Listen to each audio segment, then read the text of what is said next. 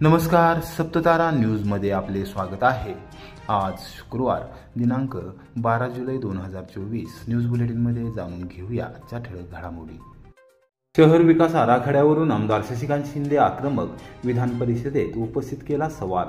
राज्य सरकारने तालुका मुख्यालय आणि मोठमोठ्या गावांमध्ये लोकसंख्येचा निकष लावून नगरपंचायतीची स्थापना केली आहे। त्याचबरोबर नगरपालिका देखील स्थापन केल्या आहेत। या शहरांचा आणि मोठ्या गावांचा विकास करण्याच्या हेतूने शहर विकास आराखडा तयार केला जातो, त्यावर हरकती मागवल्या जातात, मात्र राजकीय हेतूने त्या प्रलंबित ठेवल्या जातात। शहर विकास आराखड्याचा नेमका हेतू काय आहे याबाबत राज्य सरकार जाहीरपणे भूमिका घेणार आहे का, असा थेट सवाल माजी मंत्री आमदार शशिकांत शिंदे यांनी उपस्थित केला आणि राज्य सरकारवर शहर विकास आराखड्यावरून टीका केली।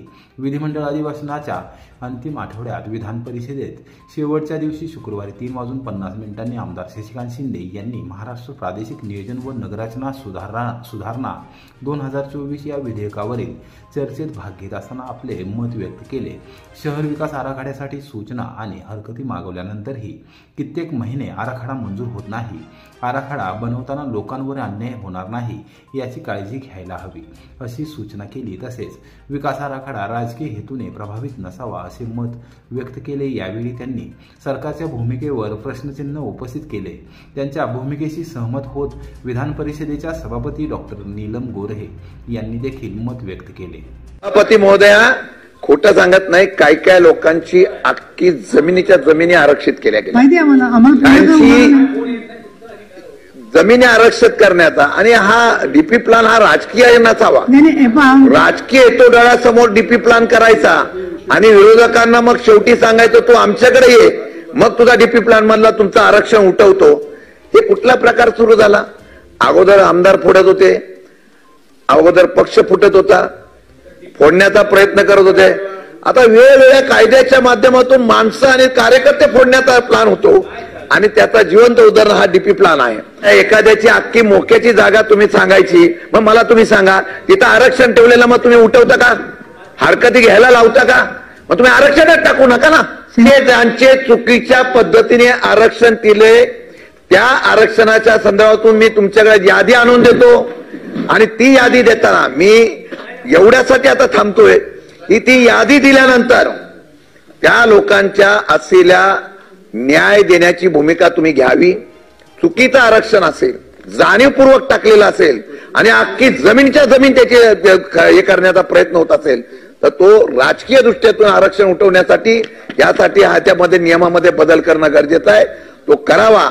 आणि म्हणून मी तुम्हाला एवढीच विनंती करणार आहे, कोरेगाव नगरपंचायतीच्या अनेक लोकांनी मागच्या वेळेला निवडणुकीला 4,500 मतांनी लीड होतं, यावेळेला किती आलं म्हणजे 300, कारण लोकांची नाराजगी प्रचंड होती।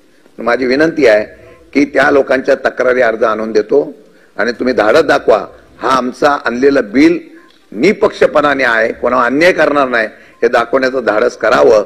आणि एवढीच तुम्हाला विनंती करतो। आणि या डीपी प्लॅन मध्ये जे काही तुम्ही मुदतवाढ मागितलेली आहे त्याच्या हरकती घेत असताना एखाद्याची न्याय असेल भूमिका, राजकीय दृष्टिकोनातून नसेल, त्याला न्याय द्यावा एवढीच विनंती करतो। कोरेगाव शहरातील भटक्या कुत्र्यांचा बंदोबस्त करा, नागरिकांची नगरपंचायत प्रशासनाकडे मागणी, मुख्याधिकाऱ्यांना निवेदन सादर। कोरेगाव शहरात भटक्या कुत्र्यांचा उपद्रव वाढला असून मोठ्यांपासून लहानांपर्यंत अनेक जण कुत्र्यांच्या हल्ल्यात जायबंदी झाले आहेत। बाजारपेठ परिसरात या भटक्या कुत्र्यांची तर मोठी दहशत आहे। कचरा कुंड्या, उकिरडा, मंदिर परिसर, बाजार पटांगण आदी सार्वजनिक ठिकाणच्या भटक्या कुत्र्यांनी ताबा घेतल्याचे दिसून येते। यामुळे नागरिक आणि शालेय विद्यार्थी कमालीचे त्रस्त असून नगरपंचायत प्रशासन याकडे लक्ष देत नाही।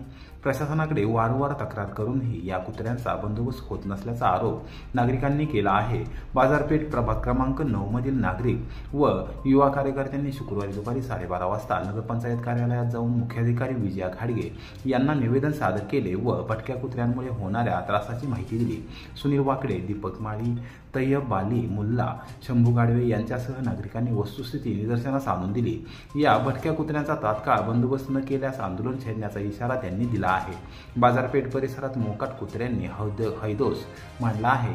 रस्त्याने जाणाऱ्या लहान मुलांवर भटक्या कुत्र्यांनी हल्ला केल्याच्या घटना शहराच्या विविध विभागात घडल्या असून यामुळे नागरिकांमध्ये भीतीचे वातावरण आहे। शुक्रवारी कुत्र्यांनी पाळीव शेळीवर हल्ला केला, मात्र जागरूक नागरिकांनी कुत्र्यांना वेळीच हाकलल्याने शेळी वाचली, मात्र ती गंभीर जखमी झाली आहे।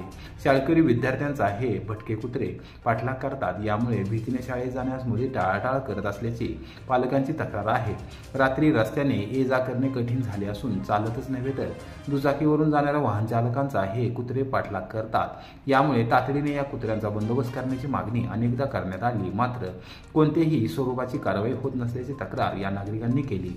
दिवसेंदिवस भटक्या कुत्र्यांच्या उपद्रव्यामुळे नागरिकांचे जीव धोक्यात आले आहेत। कुत्र्याने चावा घेण्याचे प्रकार वाढत असून ज्येष्ठ नागरिकांना घराबाहेर पडणेही कठीण झाले आहे।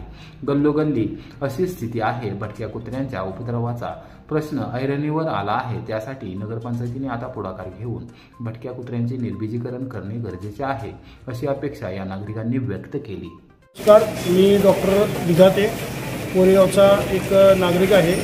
आज कोरेगावमध्ये भटक्या कुत्र्यांचा इतका वावर झालेला आहे आणि त्याचा कोरेगावच्या संपूर्ण नागरिकांना प्रचंड असा त्रास होत आहे। भटक्या कुत्र्यांमुळं मुलांना चावा घेणे, मागेसुद्धा कोरेगावमध्ये 2-3 अशा इन्सिडेंट्स घडून गेलेले आहेत की ज्याच्यामध्ये शाहूनगरमध्ये एका मुलीला पूर्ण फाडली होती, ती जवळजवळ 5 ते 6 महिने सिव्हिल हॉस्पिटलमध्ये ॲडमिट होती। अशा पद्धतीने जीवावर सुद्धा बेतू शकतं। तर नगरपंचायतच्या शिव मॅडमला आम्ही आता एक निवेदन दिलेलं आहे की ज्यामध्ये आम्ही त्यांना विनंती केलेली की या भटक्या कुत्र्यांचा लवकरात लवकर बंदोबस्त करावा। येथे बाजारपेठाने येथे एक पूल आहे, त्या पुलाच्या शेजारी चिकनची बरीचशी अशी दुकानं आहेत। त्या दुकानाच्या त्या चिकनच्या वासामुळं तिथंसुद्धा भटक्या कुत्र्यांचा प्रचंड असा वावर आहे। मोटरसायकलवरनं एखादा व्यक्ती जर वाहन चालवत असेल तर त्याच्या मागे लागणे किंवा त्या गाडीच्या खाली येणे अशा पद्धतीनं बरेच अपघातसुद्धा होत आहेत। त्या अपघातामध्ये माणसाचा जीवसुद्धा गमवत आहेत। तर आमच्या की त्यांचा भटक्या कुत्र्यांचा लवकरात लवकर बंदोबस्त करावा। मोगराळे घाटात आयशर टेम्पो कठडा तोडून खाली कोसळला, चालकाचा ताबा सुटल्याने झाला अपघात। फलटण आणि मान तालुक्याच्या सरहद्दीवर असलेल्या मोगराळे घाटात मालवाहतूक करणारा आयशर टेम्पो शुक्रवारी सकाळी 6 वाजता संरक्षक कठडा तोडून थेट दुसऱ्या बाजूला जाऊन रस्त्यावर कोसळला। ब्रेक निकामी झाल्याने चालकाचा स्टेअरिंगवरील ताबा सुटल्याने हा भीषण अपघात झाला। या अपघातादरम्यान आयशर टेम्पोचा चालक गंभीर जखमी झाल्याने त्यास तात्काळ रुग्णालयात उपचारार्थ हलवण्यात आले असल्याची प्राथमिक माहिती घटनास्थळावरून मिळाली। मोगराळे घाटात वारंवार घडणारी ही अपघातांची मालिका आजपर्यंत थांबली नाही, त्यामुळे अपघातांची मालिका थांबवण्यासाठी प्रशासनाकडून कोणती तजवीज करण्यात येणार का? शासन स्तरावरून यासाठी विशेष प्रयत्न करण्यात येणार का? या प्रश्नांची उत्तरे सर्वसामान्य नागरिकांमधून शोधली जात आहेत। एकूणच मान आणि फलटण तालुक्याला जोडणारा हा घाट आता अपघातांचा घाट म्हणून ओळखला जाऊ लागला आहे। महाबळेश्वरमध्ये पावसाची संततधार, वेण्णा लेक धरण ओव्हरफ्लो, सांडव्यावरून पाणी वाहू लागले, पर्यटकांसह स्थानिकांमध्ये आनंदाचे वातावरण। गेले काही दिवसांपासून सुरू असलेल्या मुसळधार पावसाने महाबळेश्वर आणि पाचगणी शहराला पाणीपुरवठा करणारे आणि लाखो पर्यटकांना वर्षभर बोटिंगचा मनमुरादपणे आनंद देणारे वेण्णा लेक धरण पूर्ण क्षमतेने भरले आहे। शुक्रवारी दुपारी 4 वाजल्यापासून वेण्णा लेकच्या सांडव्यावरून पाणी वाहू लागले आहे। गेले काही दिवसांपूर्वी पाण्याची पातळी कमी होत चालली होती, त्यामुळे पिण्याच्या पाण्यासह पर्यटनावरही विपरीत परिणाम होण्याची शक्यता होती। मात्र आता वेण्णा लेक पूर्ण क्षमतेने भरल्याने स्थानिकांसह पर्यटकांमध्ये आनंदाचे वातावरण आहे। सातारा जिल्ह्याच्या पश्चिम भागात पावसाची संततधार सुरू आहे। मुसळधार पावसामुळे धरण तलावांच्या साठ्यात मोठ्या प्रमाणात वाढ होताना दिसत आहे। महाबळेश्वरमधील वेण्णा लेक पूर्ण क्षमतेने भरला असून तलावातील पाणी सांडव्यावरून वाहू लागले आहे। दमदार पावसामुळे महाबळेश्वर गारटले आहे।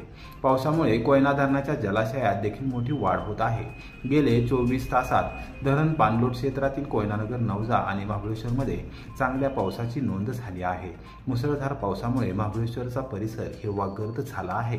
धुवाधार पाऊस, धुके, फेसाळ्यात कोसळणारे धबधबे पर्यटकांना आकर्षित करत आहेत।